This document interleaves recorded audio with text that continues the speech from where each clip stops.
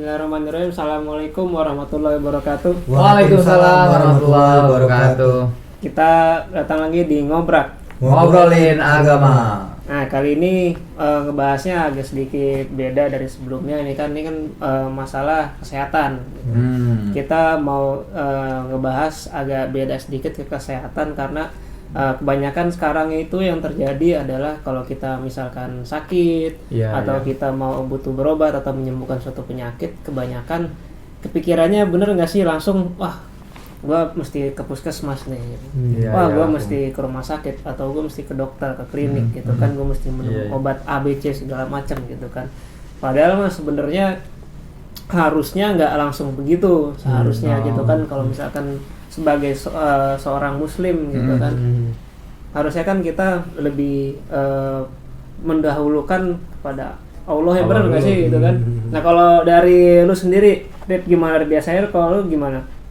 Kalau Ya memang sih kita kadang-kadang juga sebagai manusia ya, karena udah terbiasa kali ya mindset kita nih kadang-kadang gitu, kalau udah sakit udah langsung ke dokter atau langsung beli obat apa gitu kan gitu. Memang kadang-kadang udah jadi mindset ya kadang-kadang sih. Emang sebenarnya harusnya kan ketika sakit kita berdoa dulu kan gitu pada Allah untuk bisa minimal berdoa untuk disembuhkan dulu lah kan gitu.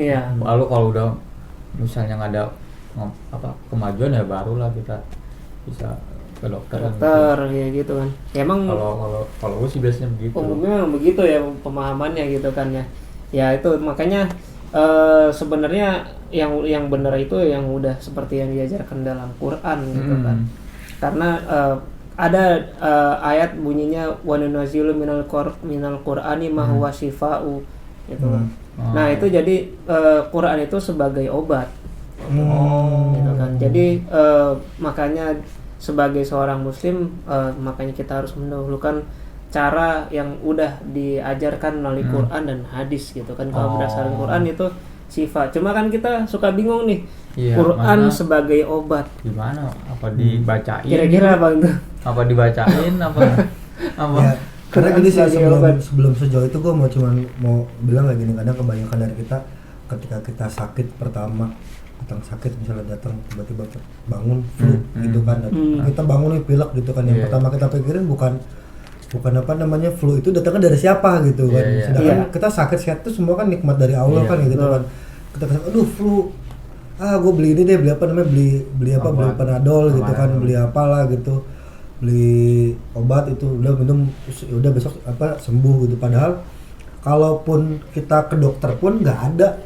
Lu coba lihat deh kalau lu ke dokter, resepnya apa, dibungkusnya apa, bacaannya semoga lekas sembuh kan, bukan Anda pasti sembuh. Ya gitu. Tapi kalau misalnya dia Al-Quran sendiri kan, Allah sudah berjanji kan kalau di situ kan tidak ada penyakit yang satu nggak ada obatnya, yang nggak ada obatnya. Pertama kan mintalah kepadaku maka akan ku kabulkan gitu kan. Berarti kan dalam artian sebagai umat muslim harusnya kita yang kita utamakan ya ke Al-Quran dan hadis atau ke perintah Allah dulu ketika mendapatkan sakit. Karena kan sakit itu kan juga bagian, koreksi kalau gue salah ya, maksudnya kan sakit itu juga kan bukan cuman ujian tapi juga nikmat yang Allah berikan ke kita gitu, karena supaya bisa menggugurkan dosa-dosa salah satunya kan gitu kan. Ada hadis yang mengatakan kalau ketika panas itu kan kita sedang berguguran dosa-dosanya. Bahkan ada yang mengatakan, ada salah satu hadis atau Al-Quran yang gue lupa tuh, akan mati syahid seseorang ketika ada sakit kepala, sakit perut kalau nggak salah gitu. Koreksi kalau gue salah ya, mudah-mudahan sih betul. Kalau nggak salah sih ada yang kayak gitu tuh, yang ada salah satu hadis yang ada satu Al-Quran yang mengatakan kalau disebut mati syahid kalau kita mati karena penyakit tertentu gitu, kayak gitu. Dan ya itu dia, maksudnya kadang juga fenomena yang terjadi yaitu ketika kita sakit kita langsung mengeluh, sakit gini bla bla bla bla bla, kita lupa setahun kita berapa lama sakitnya, paling berapa hari. Lebih banyak nikmatnya atau sakitnya gitu kan. Tapi kita udah ngeluhnya udah kayak sakitnya, padahal mah Nabi Ayub aja yang hampir separuh hidupnya itu kan sakit kan gitu, dia bisa hilang semuanya sampai malah Iya. ditambah Hartanya. nikmatnya setelah Iya. dia sakit itu tuh. Bahkan gue inget gini kalau kisah Nabi Ayub ketika dia di sakitnya yang di tahun ke-18 kalau nggak salah, dia diminta sama istrinya, ya Ayub, kamu Tinggal kan doa aja. iya, kamu kan rasul, dia Hmm. bilang itu, mintalah kamu kesembuhan sama apa namanya, sama Allah, karena minimal kamu bisa berdakwah gini-gini kan. Nah, emang Ayub bilang kan, kita sudah berapa tahun, saya sudah berapa Iya. tahun sakit seperti ini, dia bilang itu sudah 18 tahun. Waktu kita kemarin merasa nikmat berapa tahun, dia bilang itu kan 20 tahun, saya masih malu mintanya sama Allah gitu kan. Bukan berarti, maknanya bukan berarti kita nggak minta langsung ya, cuman gini loh mas gue, Nabi Ayub aja masih bisa bersabar kayak gitu dihadapi ujian yang sakit yang separah itu gitu. Kita kadang-kadang sakit gigi aja tuh udah satu RT tahu, bahkan satu kelurahan tahu gitu, update satu sakit gigi satu gini, kontak gini. WA tahu ya. Iya, satu kontak WA tahu semua gitu kan. Jadi ya apa ya, kalau berdoa tuh bukan di status WA gitu ketika kita sakit tuh, jangan bukan lu bikin pengumuman yang hebat, Iya, kalau tapi sakit malah langsung bikin status. iya gitu kan, yang biasanya kita terjadi fenomena yang ya lu juga lebih banyak nikmatnya. Kalau mau kasih kita penyakit bukan berarti kita mau ngasih kita musibah atau ujian gitu. Memang kalau kita nggak pernah sakit, kita nggak akan menikmati tahu rasanya enak itu sehat kan, mungkin itu kan ya gitu kan. Dan dia Fatih bilang itu kan bener, yang pertama itu ya tadi yang berhubungan sama resep dokter itu kan. Ya pertama ketika sakit ya harusnya ke dokter dulu kan. Habis ke dokter sama ke mana, kita berdoa dulu ke Allah, gimana apa sembuhkanlah saya gitu. Dan baikkan sih kalau menurut gue ke apa yang sudah dicontohkan sama Rasul, karena kan Islam pun kan agama yang kafah, agama yang sempurna, banyak cara-cara yang apa namanya yang Dicontohkan gitu kan. yang syariah. Contoh misalnya mungkin dari kita lupa, kalau seandainya kita apa namanya, banyak termasuk gue sih banyak yang lupa gitu. Misalnya dicontohkan sama Rasul banyak fadilah madu seperti apa kayak gitu. Terus Habatus sauda yang sekarang Habatus sauda lagi atau booming tuh. lagi booming, atau apa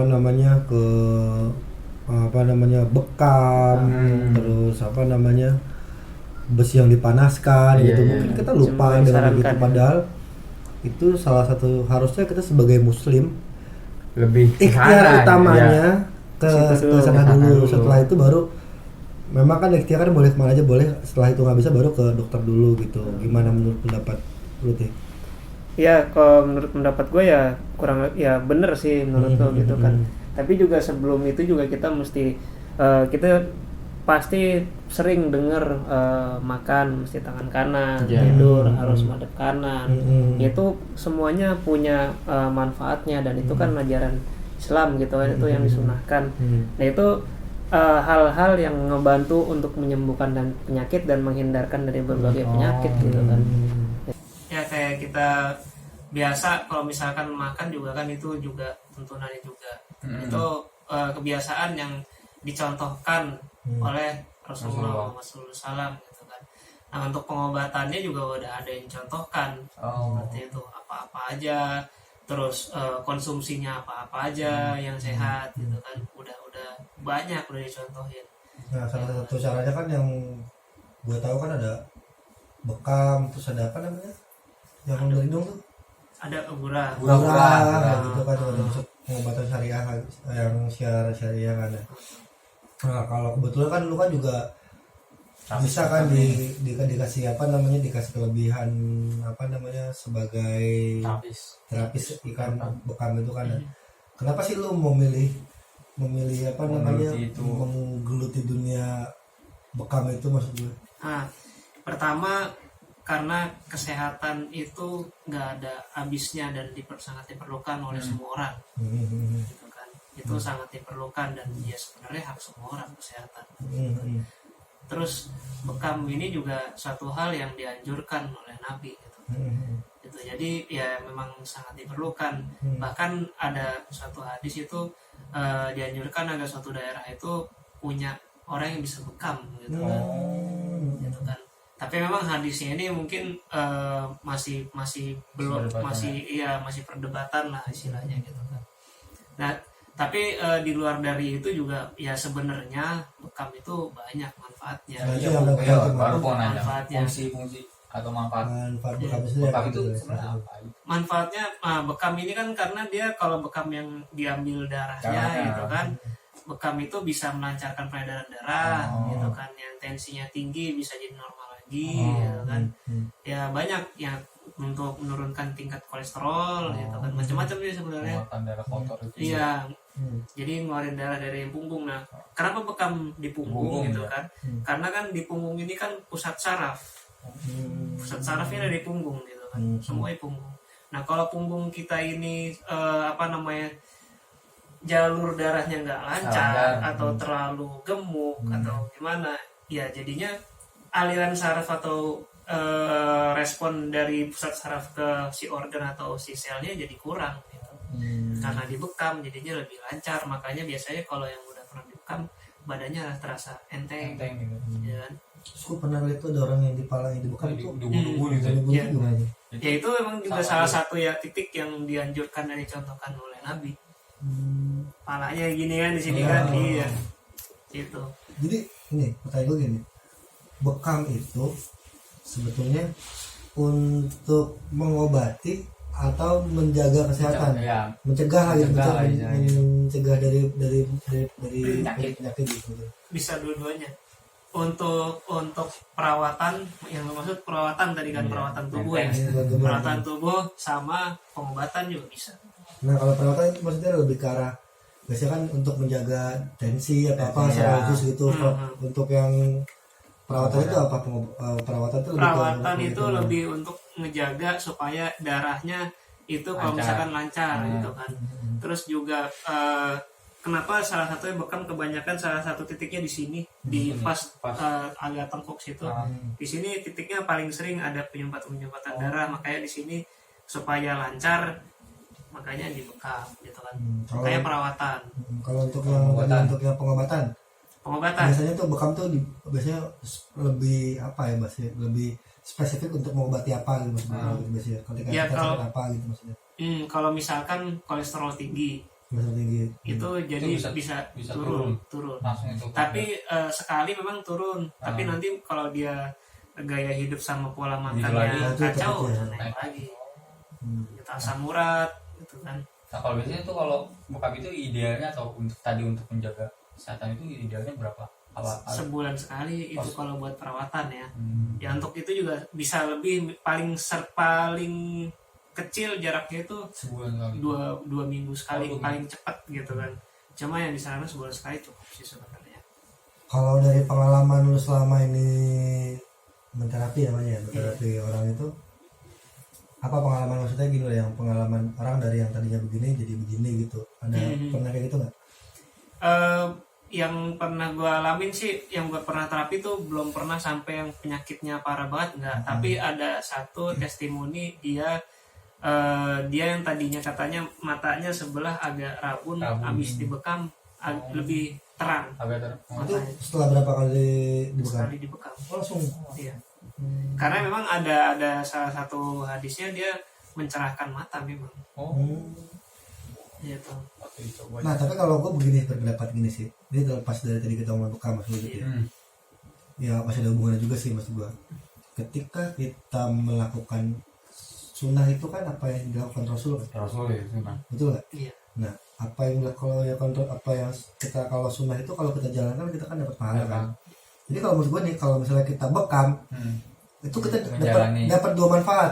Yang pertama manfaat sehat, yang kedua dapat pahala. Iya. Karena dari sunnahnya itu maksud gue, makanya dari tadi kita bilang kita omongan kita berdua yang dari tadi lu bilang ya kenapa ya ada benernya juga bukan ada benernya, memang betulnya sebagai seorang muslim kita baiknya dapat apa namanya kalau berobat harusnya mendahulukan yang secara syariah dulu gitu kan. Setelah itu kalau emang secara syariah yang masih belum dapat kesembuhan, kita tetap berdoa sama Allah, kita ikhtiar ke tempatnya jalannya juga kan nggak masalah kan. Cuma menurut gua artinya tetap Ikhtiar, ikhtiar gitu iya, loh, gitu kan. tetap Tapi ya Allah yang jadi bukan berarti juga, karena kan juga bukan berarti juga hanya yang syariah aja yang bisa sembuh gitu. enggak Iya, kan, enggak juga kan kan. semua juga. Cuman kelebihan dari yang syariah tadi itu gue bilang Ada udah. kita karena secara apa namanya medis kita dapat kesehatan, secara apa namanya, secara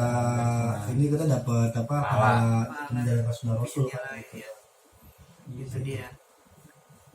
Nah itu paling makanya sebenarnya sih persepsinya mungkin ya agak gimana ya, karena dianggapnya kan kalau bekam istilahnya pengobatan alternatif istilahnya. Alternatif, ya. lo kira ini apa namanya, jual ginjal ngaco. Enggak, rata-rata berpikiran negatif gitu kalau untuk ya, karena alternatif biasanya kan dikonotasikan enggak medis kan gitu kan. Enggak lah, kalau gue tuh berkesempatan kalau ilegal tuh lu jual ginjal, itu ilegal. Maksud gue negatif kan? Kalau gue sih bukan negatif, kayak pengobatan yang direndahkan gitu, maksud gue kalau pengobatan syariah. Soalnya kan ya ada lagi kalau orang Indonesia kadang izinnya ada nggak misalnya gitu kan? Karena kenapa gue bilang ilegal, karena izinnya itu. Ya, yang mesti diperhatikan sebenarnya untuk pembekam ya soal steril atau enggaknya. Nah itu benar, bahas itu benar. Itu penting. Itu sangat penting karena ini kalau pertanyaan suruh jawab situ nih. Kadang gini nih, sebagai pasien aja ya, sebagai orang yang mau dibekam lah gitu. Hal-hal apa yang harus diperhatikan sebelum kita bekam nih, sama saya sih. Kadang kan gue pernah bekam juga, maksudnya bekam gue tuh badan apa ini gue tuh kayak alergi gitu gitu, maksudnya kayak bekak-bekak gitu kayak gitu. Oh gitu. Ya gue nggak tahu salahnya di mana ya, Pak. Setelah itu gue juga bekam kayaknya nggak lagi deh. Sampai karena gue masih belum berani bekam karena gue pernah mengalami trauma setelah dibekam tuh badan gue tuh melepuh gitu, masih melepuh gue pernah gitu. Nah mungkin dari Fatih sendiri apa sih sebetulnya jangan sampai orang-orang mengalami hal yang sama kayak gue, dan gue kayaknya dan kapok untuk bekam. Iya, jadi gue memanggil rasa trauma gue deh kayak gitu ya, bekam itu. Ya pertama kan sebenarnya sebelum stepnya ya, sebelum kita bekam tanya dulu orang mau kita bekam itu pertama kondisi kesehatannya bagaimana supaya bisa kita tahu gitu kan, bisa kita perkirakan titiknya mau berapa atau gimana gitu kan. Terus cek tensinya, ya tensinya rendah atau tinggi gitu kan. Terus abis itu udah kita tahu historinya bagaimana, kita tahu tensinya berapa gitu kan. Terutama tanya juga punya penyakit gula nggak. Harus ada rekam medisnya juga. Iya, tanya dulu. Nggak bisa datang-datang Pak, saya yang mau bekam langsung dibekam, nggak bisa begitu. Nah, iya betul. Mesti tanya dulu. Nah, habis itu udah selesai. Habis ditanya istilah rekam medisnya lah istilahnya gitu kan. Mulai bekam. Nah, pada saat mau mulai bekam, si punggungnya ini di steril dulu. Kenapa di steril? Walaupun istilahnya saya orang di rumah aja ngapain pakai semprot. Bukan begitu, jadi istilahnya kita untuk menghindarkan takutnya ada mikroba-mikroba yang ada dalam tubuh pada saat dibekam kan itu ada lubang tuh, bisa masuk lewat lubang situ, bisa jadi ya itu tadi gatal itu tadi alergi segala macam gitu. Jarum juga harus diperhatikan ya. Nah jarum harus baru, satu orang habis pakai buang jarum gitu, jadi steril mesti diperhatikan gitu kan. Gitu. Nah mungkin yang tadi bengkak atau kayak apa tadi dibilang? Kayak ini loh, kayak luka kena air panas itu. Kayak kebakar ya. Kebakar ya, itu biasanya kelamaan. Kelamaan di kop, dibiarin lama gitu. Itu jadi kayak melepuh lama-lama. Itu paling lama 5 menit, nggak boleh lebih dari 5 menit. Dan itu gua ini loh, besok setelah itu langsung demam gua gitu. Iya, karena itu emang respon tubuh. Respon tubuh terhadap itu tadi. Ya.